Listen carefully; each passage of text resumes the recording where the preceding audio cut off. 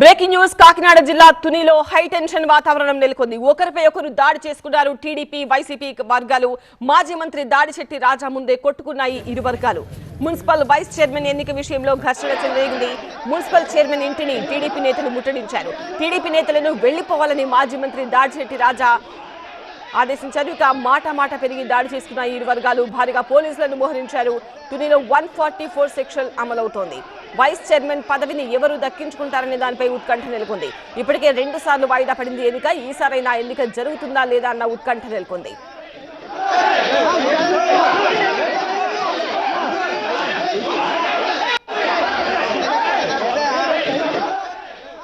తుని మున్సిపాలిటీలో vice chairman పదవిని కైవసం చేసుకోవడానికి కూటమి నేతలు అన్ని ప్రయత్నాలు చేస్తున్నారు. ఇప్పటికే 10 మంది వైసీపీ కౌన్సిలర్లు టీడీపీలో చేరారు. మరో 4 కూడా తమకు టచ్ లో ఉన్నారని టీడీపీ నేతలు చెబుతున్నారు. ఎక్స్ ఆఫీషియో సభ్యుల ఓట్లతో వైస్ చైర్మన్ పదవి తమకే దక్కుతుందని టీడీపీ నేతలు ధీమా వ్యక్తం చేస్తున్నారు. అయితే ఇప్పటికే 2 సార్లు ఈ ప్రక్రియ వాయిదా పడిన నేపథ్యంలో ఇవాళ ఎలాంటి ఉద్రిక్తతలు తలెత్తకుండా చూసేందుకు పటిష్ట బందోబస్తు ఏర్పాట్లు చేశారు.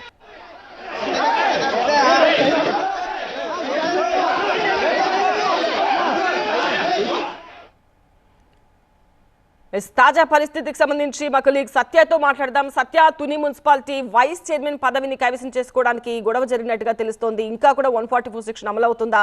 పోలీసులు ఏమంటున్నారు?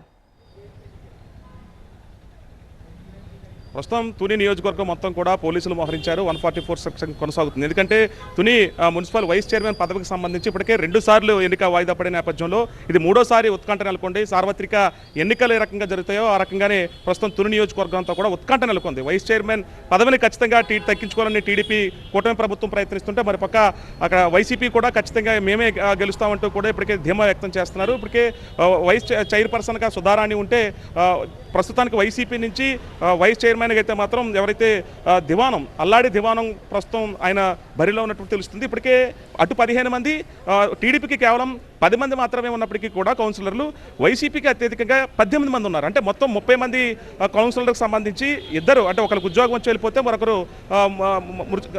హఠాన్ మరణం చెందిన నేపథ్యంలో కేవలం 28 మంది ఉన్నారు. అంటే ఇటు టీడీపీకి 10 మంది కౌన్సిలర్ల పాటు వైసీపీకి 18 మంది ఉన్నారు. కాబట్టి ధీమా వ్యక్తం చేస్తారు. కానీ ఈరోజు వైస్ చైర్పర్సన్ సుధారాణి ఇంటిని ముట్టడించే ప్రయత్నం చేశారు టీడీపీ నేతలంతా కూడా. మీరంతా ఖచ్చితంగా ఆఫీస్ కార్యాలయానికి రావాలంటూ కూడా ముట్టడించిన నేపథ్యంలో దాడిశెట్టి రాజాకి అలాగే టీడీపీ నేతలకు మధ్య వాగ్వాదం చోటు చేసుకుంది. ఈ ఘటనలో దాడిశెట్టి రాజాని పక్కకి తోసేసినటువంటి దృశ్యాలు కూడా చూడొచ్చు. యనమల రామకృష్ణుడు అంటే ఇద్దరు కీలకమైనటువంటి సీనియర్ నేతల మధ్య ఈ పోరు నెలకొండదని చెప్పుకోవచ్చు. ఎందుకంటే వైస్ చైర్మన్ పదవికి సంబంధించి ఇప్పటికే 3.5 ఏళ్ళు పూర్తి అయిపోయింది. కాబట్టి 4 ఏళ్ళు పూర్తి అయితే కనుక ఖచ్చితంగా అవిశ్వాస తీర్మానం ప్రకటించిన తర్వాత ఖచ్చితంగా టీడీపీనే చైర్మన్ చేసుకునే దిశగా ఆలోచనలో ఉన్నట్టు తెలుస్తుంది. ఎందుకంటే ఇప్పుడున్న 10 మంది టీడీపీ కౌన్సిలర్లకు సంబంధించి అటు 4 టీడీపీతో టచ్లో ఉన్నారంటే అటు 15 ఇటు 15 అవుతుంది. ఇక 5వ వ్యక్తి కూడా టచ్లో ఉంటే కనుక ఒక ఓటు ఎమ్మెల్యేకి వెళ్తుంది. కాబట్టి 16కు సంబంధించినటువంటి ఎవరి కౌన్సిలర్లు అయిపోతారు. కాబట్టి ఖచ్చితంగా టీడీపీనే ఈ వైస్ చైర్మన్ పదవి దక్కుతుందన్న ఉత్కంఠలో ఇటు టీడీపీ నేతలు భావిస్తున్నారు. ఏది ఏమైనా సరే ఇటు వైసీపీ నుంచి దాడిశెట్టి రాజా తగ్గేదే లేదంటూ కూడా ఖచ్చితంగా 18 మంది ఎవరైతే ఇప్పుడు ఉన్నటువంటి కౌన్సిలర్లు ఎవరైతే ఉన్నారో కౌన్సిలర్కి సంబంధించి ఖచ్చితంగా వైసీపీ గెలుస్తుందనే ధీమా అయితే వీళ్ళు వ్యక్తం చేస్తున్నారు. ప్రస్తుతం పోలీసులు గొడవలు జరగకుండా ఎక్కడికక్కడ 144 సెక్షన్ అమలు చేస్తున్నారు. కాసేపట్లో మరి ఎన్నిక కొనసాగుతుందా లేదంటే ఆగిపోతుందా 3వసారి అనేది చూడాలి. రైట్ సత్య.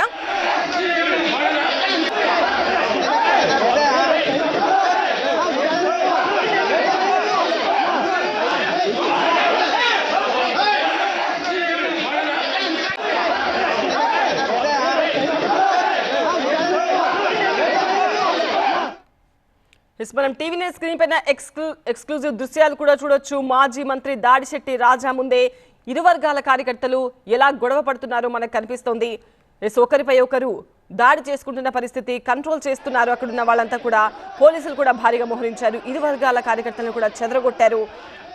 ప్రస్తుతం 144 సెక్షన్ అమలవుతోంది నియోజకవర్గం వ్యాప్తంగా. అంటే పరిస్థితి ఎలా ఉందో మనం అర్థం చేసుకోవచ్చు.